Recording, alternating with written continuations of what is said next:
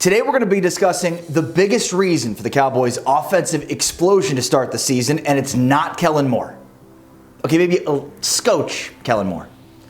Plus, the Taco Shack closes in Dallas due to soft tacos, which isn't a good enough reason to close a Taco Shack, but just go with it.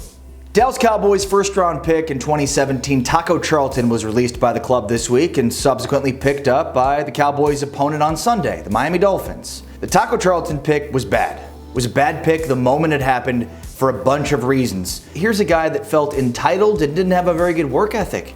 And that came from the University of Michigan. When you've got a college saying that about a guy that left its program, that's really bad. I suppose the good news here is this is one of the very, very, very few misses by Will McClay and the Dallas Cowboys scouting department, especially in the first round.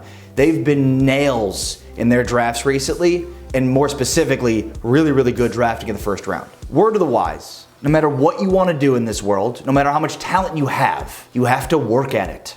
You have to improve upon it. If you aren't doing every single thing in your power every single day to get better at what you're trying to be really, really good at, you're not going to be really, really good at it. Because the guy with the talent that doesn't work is going to end up worse off 10 times out of 10 times than the guy that doesn't have the talent but has the work ethic. Enough of the bad news. How about the good news? This Dallas Cowboys offense is humming, which has left Dallas Cowboys fans with two options. One, complain for the sake of complaining, because they are feasting on bad teams.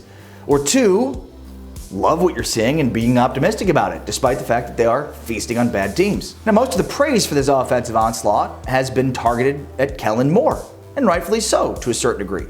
But that's why I wanted to discuss Dak Prescott, because I don't think we can understate how good Dak Prescott has been so far in 2019. And really, how much of a different quarterback Dak Prescott has been really since the middle of last season. Dak Prescott has 11 incompletions through 2 games. He has 7 touchdowns and 1 interception. And maybe the biggest thing beyond statistics is the way in which and the success in which he's pushing the ball down the field, which was the biggest question mark about Dak Prescott coming into this season. Now look, they're going to play better teams, better defenses that are going to have schemes set up to try to take away what Dak Prescott does best. And so it remains to be seen how he'll adjust to those adjustments defenses will inevitably make to the way that he's playing. But that's at the center of all of this. Growth.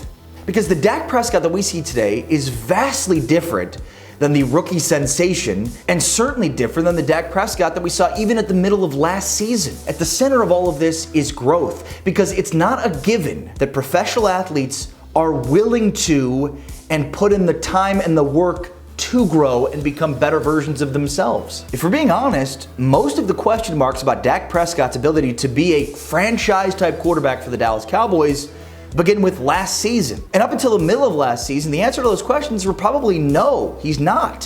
What we've seen though since then is a 180. And look, some of it was the organization shooting itself in the foot without having a legitimate X receiver, without having a great play caller. They go out and they get Amari Cooper, they adjust the play calling to a certain degree. But a lot of the onus of that play is on Dak Prescott. If the answer towards the halfway point of last season was no, Dak's not a franchise quarterback, well then the answer since then is yeah, absolutely Dak Prescott is a franchise quarterback. And the first 2 games are the greatest evidence of that. Every Thursday during the NFL season, Dak Prescott meets with the media, and this particular Thursday, Dak Prescott was extremely open about the different ways in which his game has evolved, and the results speak for themselves. Dak talked about when he first came into the league and even at Mississippi State, how he relied solely on his athleticism. He just threw the football. He didn't focus on mechanics or on flexibility. These are things now that through working with Tom House, a renowned quarterback coach, has helped him understand are huge components of success at the quarterback position. Flexibility, strengthening his core, and now his flexibility in his core, as he said, makes him more like a rubber band, giving him more arm strength. He talked about shifting his weight from his back foot to his front foot and the proper mechanics that go along with being a quality passer in the league. The success that Dak Prescott's having right now, this is not a coincidence.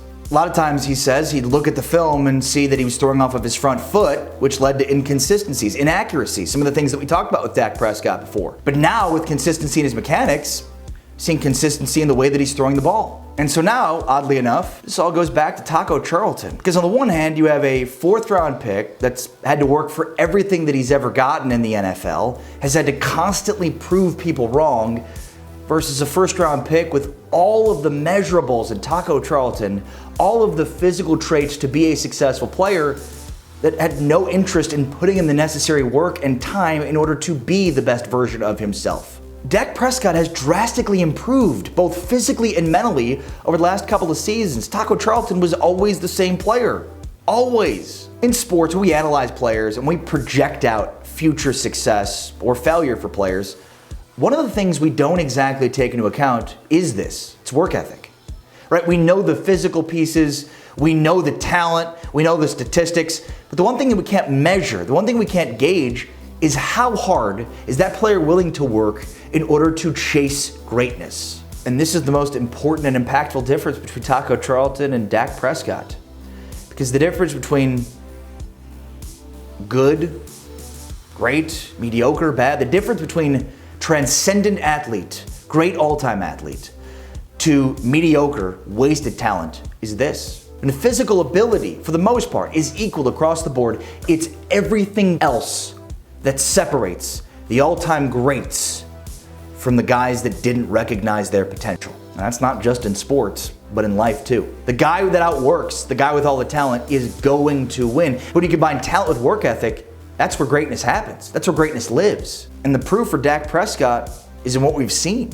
You know, I know Dak Prescott's working at it because I can see it. I see it in the results, and you can certainly see it in the way that he's playing the position and the confidence that he has in it. Let the rest of the league sleep on Dak Prescott. Because the way that this schedule lines up, Cowboys' first 9 games, they could be 7-2, 8-1, 9-0, and then everybody in the league is going to see what we've already seen with Dak Prescott.